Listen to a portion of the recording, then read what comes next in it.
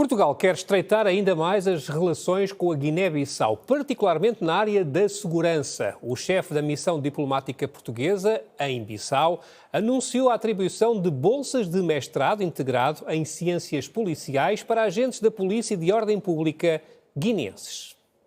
O embaixador de Portugal na Guiné-Bissau efetuou uma visita de trabalho ao Ministério do Interior e da Ordem Pública guineense no âmbito da cooperação entre os dois países no setor da segurança.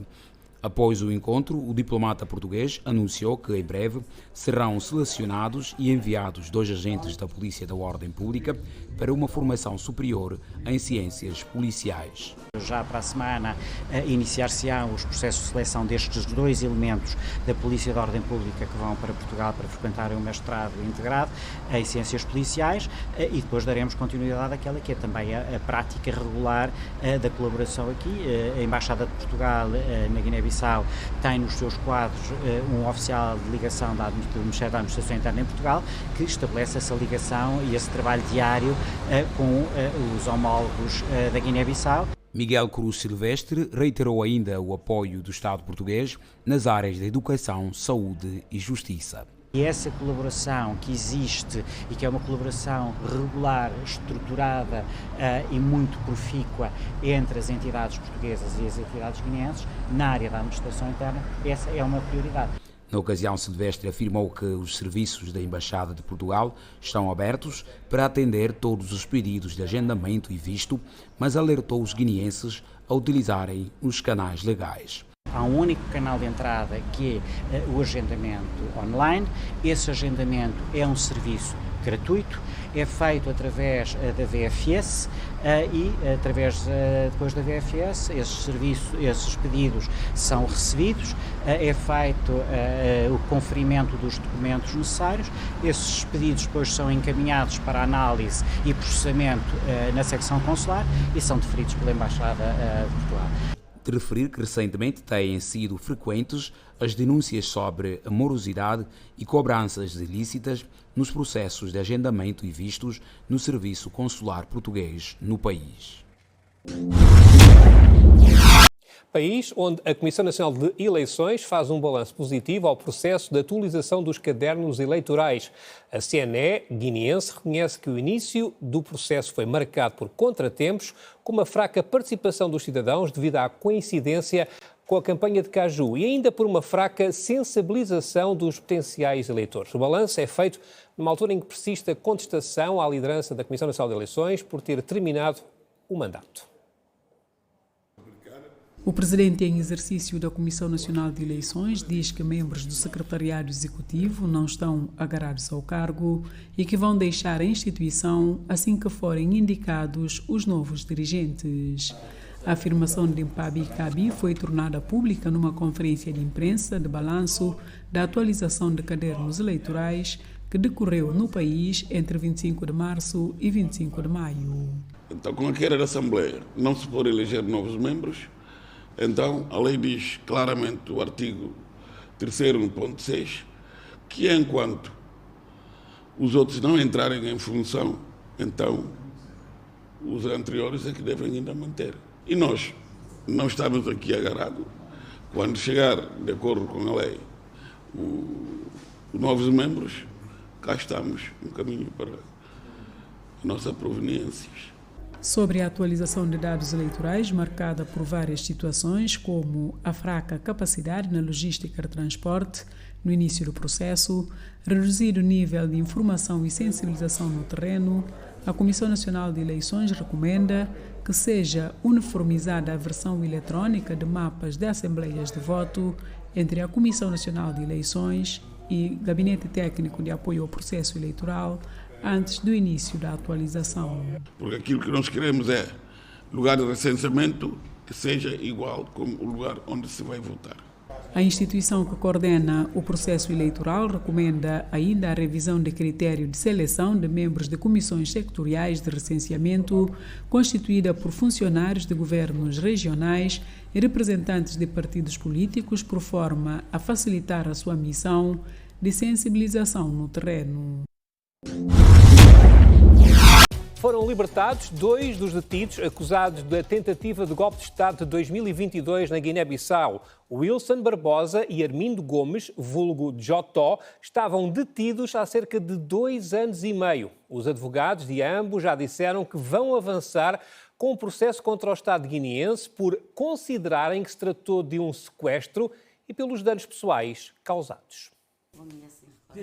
Wilson Barbosa já se encontra no seio familiar após cerca de 2 anos e meio de prisão, primeiro na 2ª Esquadra de Bissau e depois na base aérea de Bissalanca, de onde saiu em liberdade efetiva. Com Wilson Barbosa saiu Armindo Celestino Gomes, vulgo de Otó, que não conseguimos apanhar por se deslocar para o interior do país para reencontrar a família. Estamos a aguardar o desfecho total do processo, não obstante a continuidade do processo não lhe afeta, porque já havia sido declarada a sua inocência há mais de 1 ano através do despacho do JIC.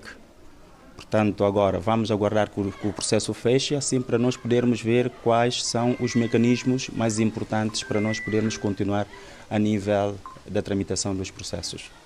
O advogado de defesa prometeu apresentar uma queixa-crime contra o Estado guineense pelos danos causados. Porque houve a privação da liberdade durante mais de 2 anos, não obstante a sua inocência foi provada através do Tribunal de Execução, através do Tribunal de Instrução Criminal, foi provada a sua inocência, mas o Estado, através do Ministério do Interior, não respeitou a decisão do Tribunal.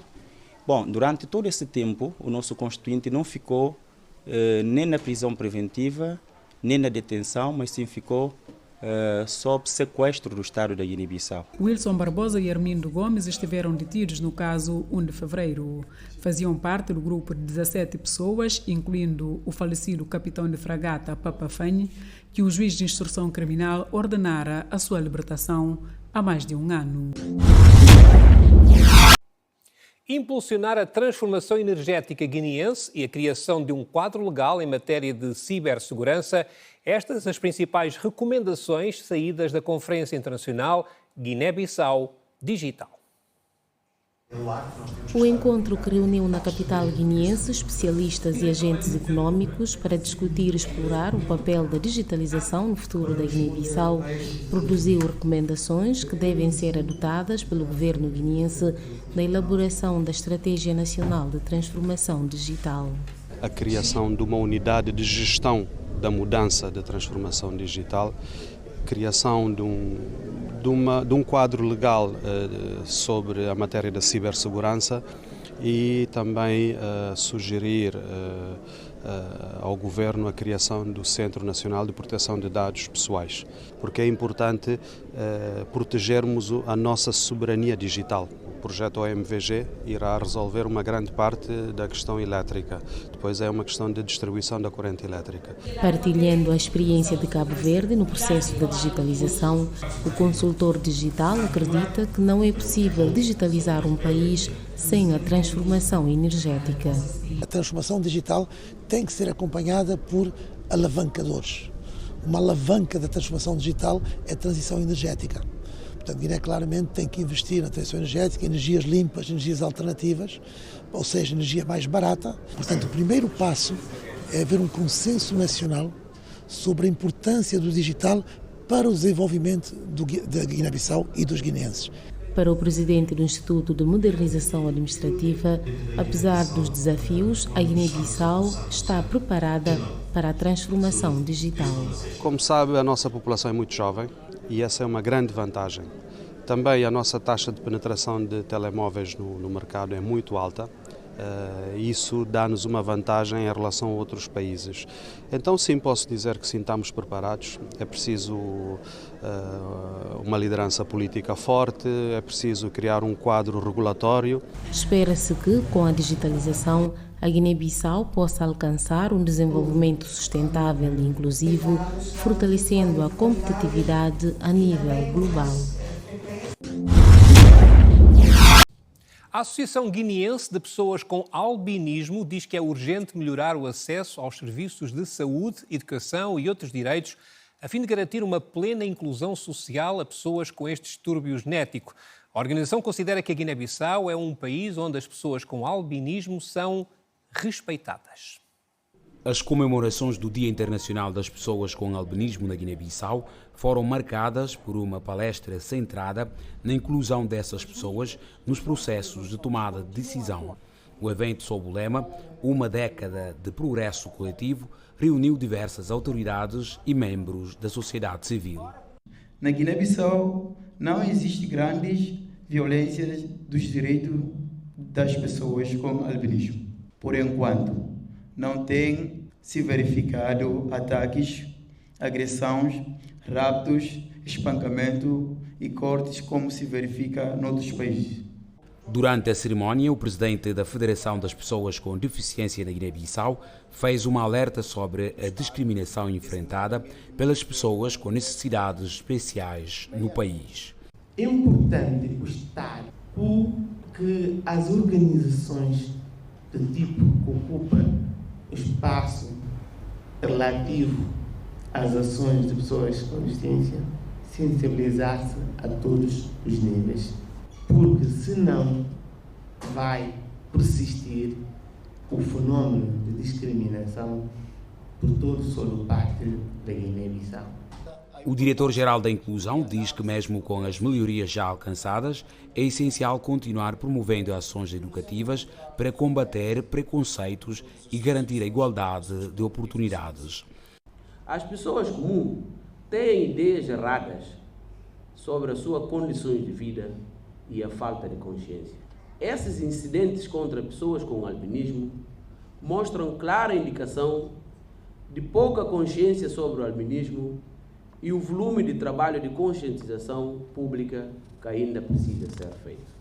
A celebração do Dia Internacional das Pessoas com Albinismo, que se assinala todos os anos 13 de junho, serve como alerta da necessidade de ações contínuas para melhorar a qualidade de vida e a inclusão social das pessoas com albinismo na Guiné-Bissau.